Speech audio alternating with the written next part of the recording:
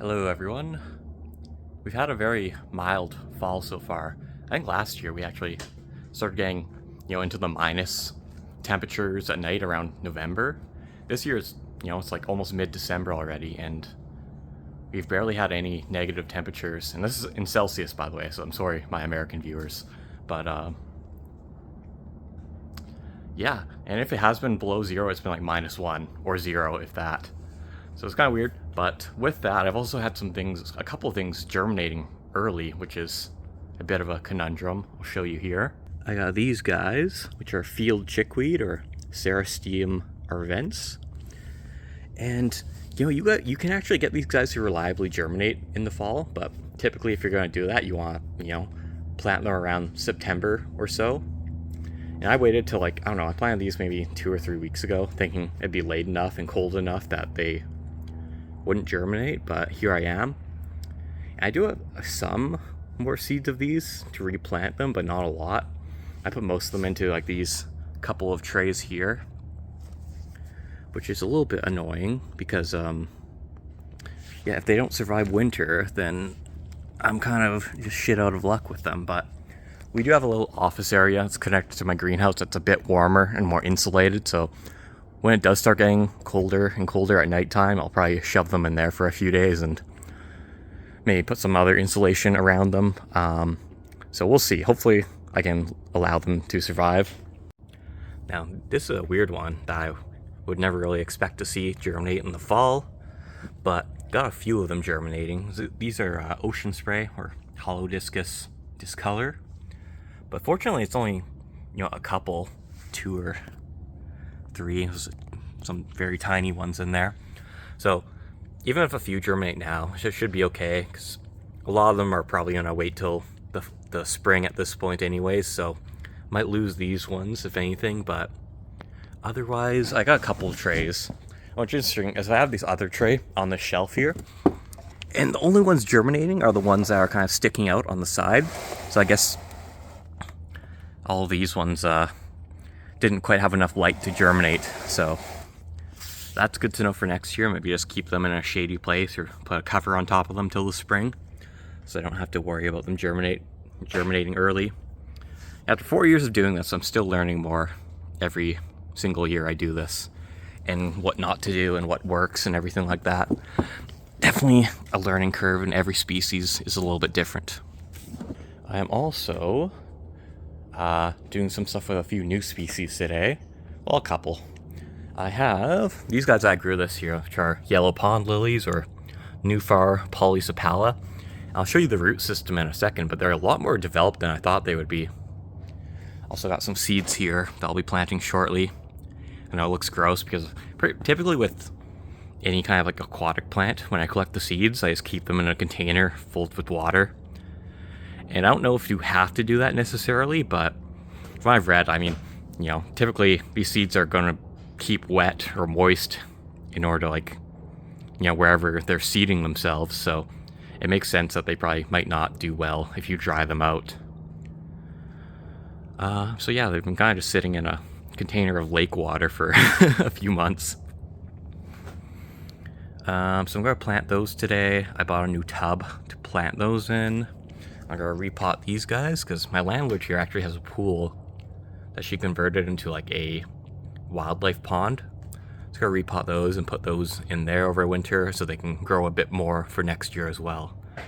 But give me a second, I'll show you the root system here. But hey, see those roots there?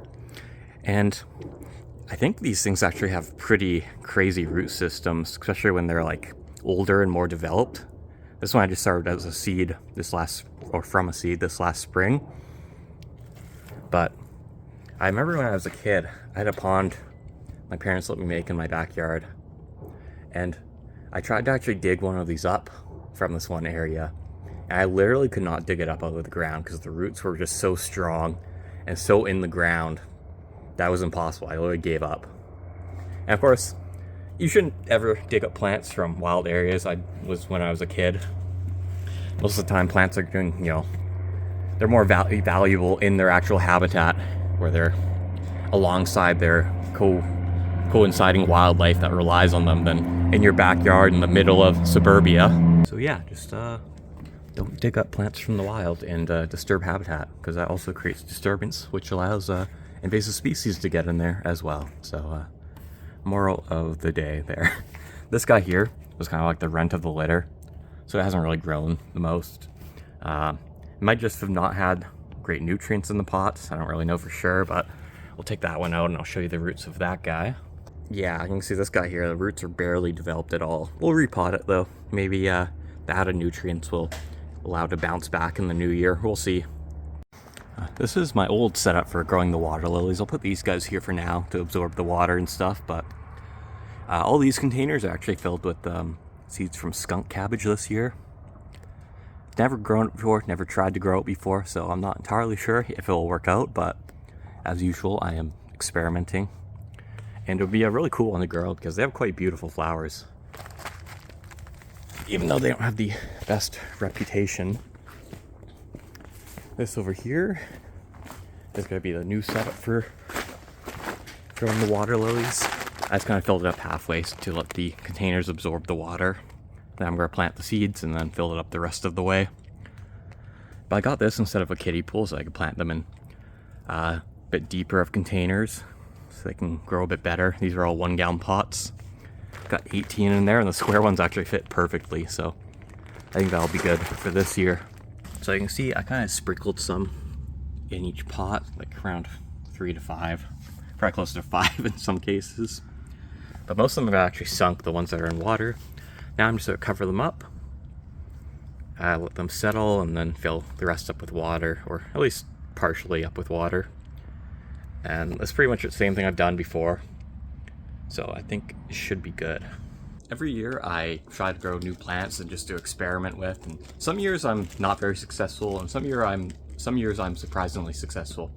But there's always those plants that in your head you feel like they're gonna be really difficult for some reason, even though like you have no idea and no experience with them. And one of those has been Arbutus for me, our Pacific Madrone, Arbutus menziesii as the Latin name. But this year I had a acquaintance of mine that actually collected me a bunch of berries. So I'm actually going to try them this year, and from what I've like looked up and researched, they actually don't seem like they're very difficult. So I'm really looking forward to that because I think they'd be a really cool one to have in the nursery. I think they would probably sell pretty well because they're such beautiful trees. It seems like the main thing is like they don't like a lot of root disturbance, and they need like good draining soil that doesn't like stay wet for prolonged periods. I think if you do that, then I should have success. So I'm going to experiment with a few different things when I'm planting these. I'm going to plant some in trays, I'm going to plant some just in 1 gallon pots, and just see what ends up working out the best in the new year. But yeah, I'm looking forward to all the new species every year. I get to test out and see what grows and what doesn't. Even when things fail or you don't get good germination, at least it teaches you what not to do the next year. It rules something out. So that's a big part of how you just like learn to get better at growing native plants. It's just like trial and error. Alright, so like I mentioned, I'm doing a few things here. I'm going to plant some of them in 1 gallon pots, and then I'm going to plant some of them in trays like these. I'm using these ones that are a bit wider instead of these ones, which are my typical ones I use for just like perennials and stuff like that. These ones are a bit wider, maybe slightly deeper, not much, if anything though. And I'm probably just going to, some of the berries I'm probably just going to split open and kind of squeeze out the seeds onto. Some of them I might just leave the berries on top and just kind of see what's what. You can see this as a bit of a lighter medium because this one has a more of a coconut core base instead of peat. I'm experimenting a bit with coconut coir this year just because it's a bit more sustainable than peat. There was one time before, a few years ago, I tried it and I didn't have great results, but we'll see. I'm going to try it with a few different things and just see how things grow this year. So it's tough to like switch over to like a whole different medium when you like have a set system that you know works, and to try something else. But hey, if it works, that would be great. So we will see how that works out. But anyways, I'm gonna plant these guys. I guess I'll be back in spring and I can show you guys if these guys have germinated successfully and stuff like that. Anyways guys, I'll see you later. Take care.